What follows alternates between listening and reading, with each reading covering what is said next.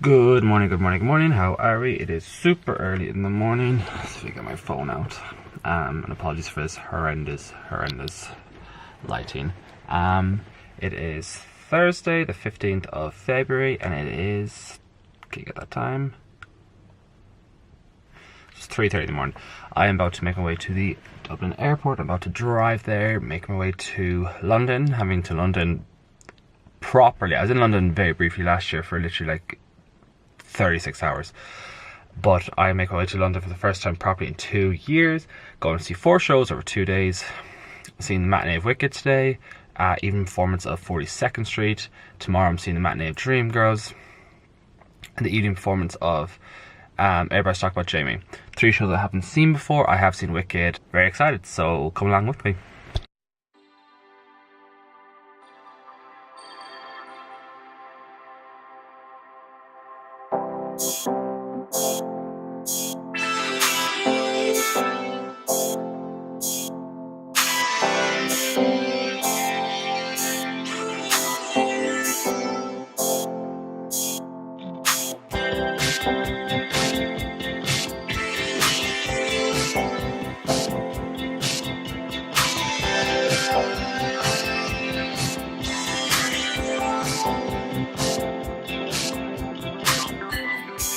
Pleasantly surprised at the Dayseating situation at Wicked.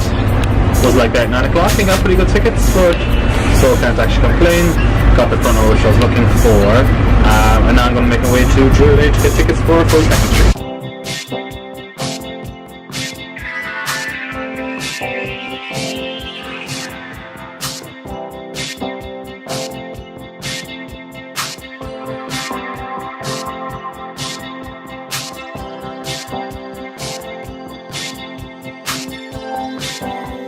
Just got off in Covent Garden, make my way over to the theatre where 42nd Street is. I'm just thinking, like, when I used to come to London all the time when I was younger, I used to hang out with my friends at Covent Garden, and fuck me, like, I actually love it here. This last time I was in London it was absolutely freezing, but this time it's actually totally doable, so I'm not too bad walking around and make my way from theatre to theatre.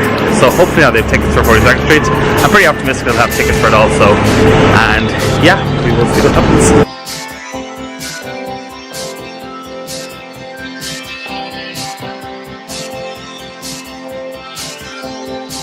So got tickets to 42nd Street for £15, which is really handy. Got for this evening. I think it's like third row of the stalls, which is fantastic. I think they said they were like full price, which is like £60 or £70, which is great. And now I just have time to kill. Time to kill before I go see the shows. Yeah, very excited.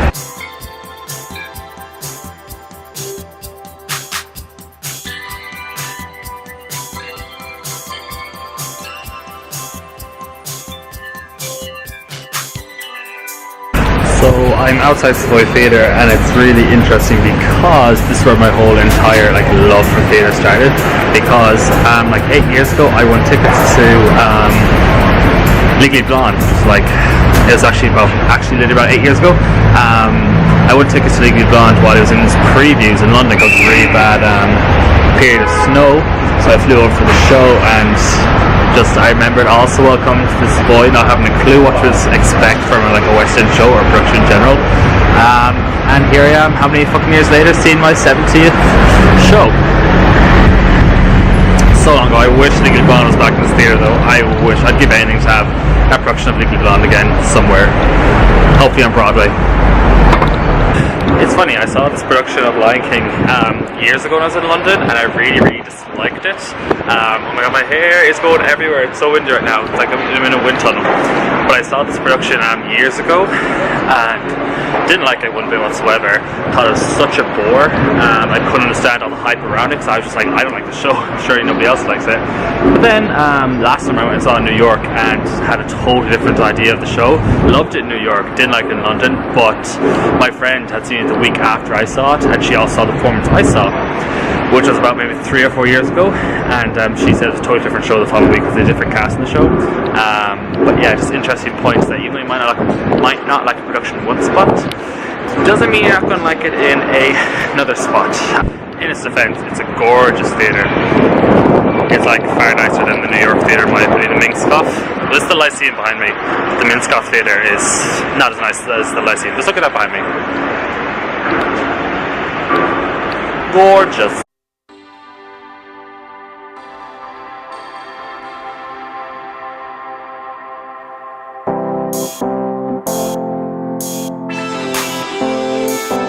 What I was trying to say earlier was that when I used to come to London years ago, we used to come here every summer around June, and our hotel used to be on the Strand House Hotel. But we fucking grew up in like Covent Garden and spent all our summers, not all our summers, but like we spent like 3 or 4 days in Covent Garden, so I just love the whole area around here.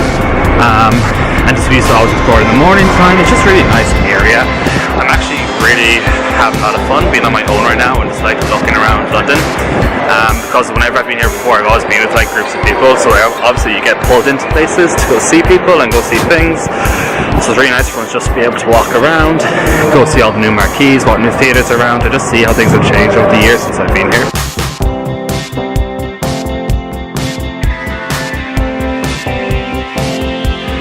So I'm approaching the Prince Edward Theatre and I'm a little bit sad because the last time I was here, my favourite musical of like all time was Miss Saigon. It has since closed. Now to be fair, I have since seen it 3 times on Broadway, but it's just sad to see the Prince Edward and no Miss Saigon anymore. Instead it's got Aladdin. I'm not a huge fan of Aladdin, but it's here behind me.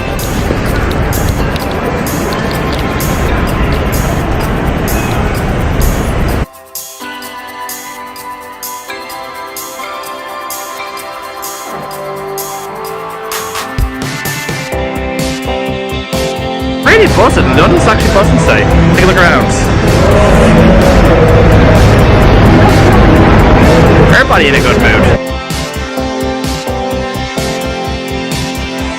Anyone that's a fan of Ugly Betty or like obsessed with Ugly Betty like I was, you will know that when Ugly Betty, the last episode of Ugly Betty, when she moved to London, there's like films like right over here where she like comes out of the underground and she ends up in it's off bad, Piccadilly Circus, sorry, I was about to say we're in Trafalgar Square or something. But that's where she comes right behind me, and then she goes to meet, what's his name? Daniel is his name. I was about to say Damien, not Damien, Daniel. How embarrassing. I also think I need to start making my way back towards like Victoria, so I'm there for like Wicked when they kind of start to let people in, because I wouldn't mind just actually getting to sit down for a wee bit. So I've been walking around since about 6 AM this morning. Well, I got off my flight at around 8, so I've been walking around ever since then. Across the street. Back across the street. I'm outside Her Majesty's Theatre where I saw Phantom of the Opera a couple of years ago. That theatre is so pretty. Very, very pretty. I wouldn't mind going again to see that show. And look, it's Frozen. Not the Frozen everyone's anticipating on Broadway, but it's a play Frozen. But I'm very much excited for Frozen on Broadway because my friend designed the costumes and set for the show.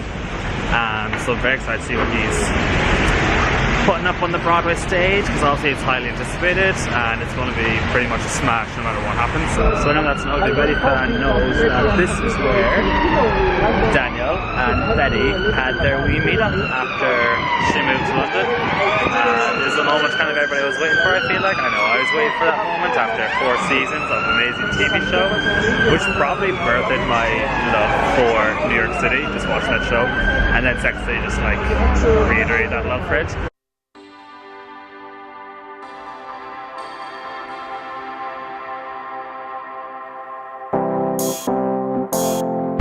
So I've been walking around for like nearly 2 hours and I have basically seen like 90% of the West End of like theatres. I've seen really generally like all of them because I wanted to see like what was going on in other theatres. We got the Garrick Theatre with Young Frankenstein behind me.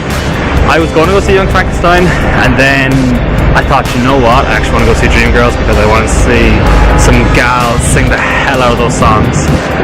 So that's the Garrick Theatre that I'm not going to anymore. But yeah, I've actually seen really all of the theatres at the moment, excluding like a very odd few. But it's mad, like, I find it, the West End, the theatres are all very spread out. In New York City, they're all very concentrated together. You know, you've got several streets of theatres, and then that's kind of it, like nothing really, I mean, you got your off-Broadway and stuff, but all the main commercial Broadway houses are all together. I feel like then with the West End, they're a lot more spread out. which theatres do I prefer? I prefer the look of the West End theatres, definitely. But I think I think overall I prefer the West End theatres. But as a whole, I prefer Broadway to West End. What I was that lighting. What I was trying to say was that I feel like in the West End, due to possibly production costs being a lot less, that productions that run for a lot longer. And sometimes it gets slightly dated almost. Not dated, but some of the productions get a little bit dated. Whilst on Broadway, the production costs are so much higher, therefore, if a show isn't selling well, the theatres, the producers, the theatre owners are like, nah, get that show out, let's get the show in. So you definitely have a big, huge conveyor belt of shows on Broadway. Which do I prefer?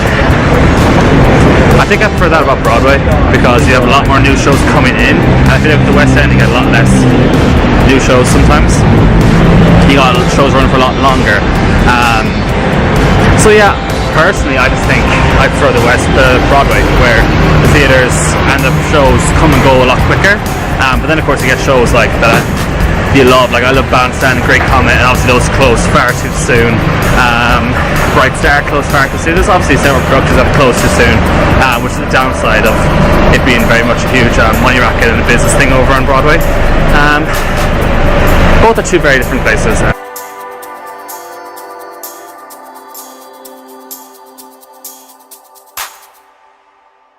Lottery. I won the lottery one time. Shut up. Yeah, I did. How many times have you tried the lotto that summer? Oh god, like I tried the Matilda lottery, I'd say 9 times.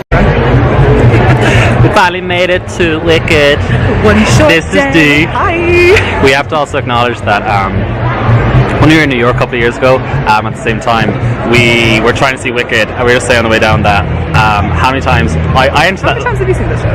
I saw this show here. You saw it 10 years ago when you were 16. I saw it when I saw it 7 years ago when I was 16. And then I saw it in New York for Rachel Tucker's final performance in New York. I saw it on the UK tour that came to Dublin. And now, yeah, it was really actually very, very good. My parents saw that too. It was a really good production. And then we're seeing it now for the matinee today, and our view is insane. Front row, baby. Never said front row. I don't think I've ever said front row at any show. I said front row, sorry. No, I did. I said front row at Annie. That was it. Annie in New York. Melt your face off. It's going to totally melt my face off. But anyways, I'm going to stop talking because I'm like just trying to take everything in. Going out of Wicked. Make my way to find my friend Harry. Lefty. Here's the thing. I'm not a huge fan of Wicked at all. I kind of proved that point this evening when I was watching. I'm not a huge fan of it, I guess. Sophie Evans, Alice Fern is phenomenal. Sophie Evans is very hit and miss. Sometimes she's fantastic. 1 second, singer. Sorry, just a bit singing. Yeah, Sophie Evans, I don't know how I feel about her, to be totally honest with you. People walking my way. Alice Fern I thought was phenomenal.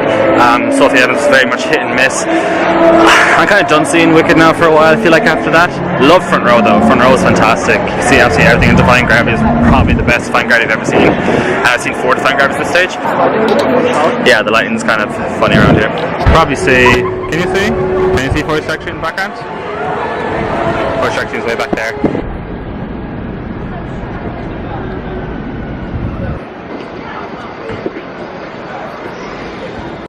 Had an absolute fangirl moment. I was walking around by Mamma Mia looking for my friend Harry, and who did I bump into? But Sam forgot. So Sam, if you ever watch this, I had a fucking freak out. And I see my friend Harry. My friend Harry is over there. Hello. It's primarily for when I moved to New York.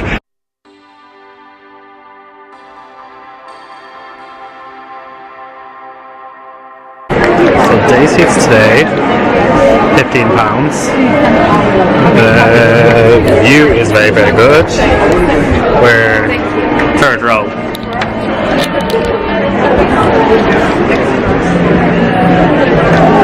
What's the last show you saw in the West End? Harry Potter. Harry Potter Part 1 and 2, and then Which is how long ago again? before that was The Lion King. Harry Potter was over a year ago. Did you enjoy The Lion King? You did or didn't? Because when I saw it in London, I actually didn't enjoy it, but that was... The problem with The Lion King is that I think it peaks with the Circle of Life, and that's right. That's the opening act. This is the first time ever in this theatre. Pretty special. But I was saying that I did do a backstage tour twice. It takes like proper like backstage and under the ground and stuff.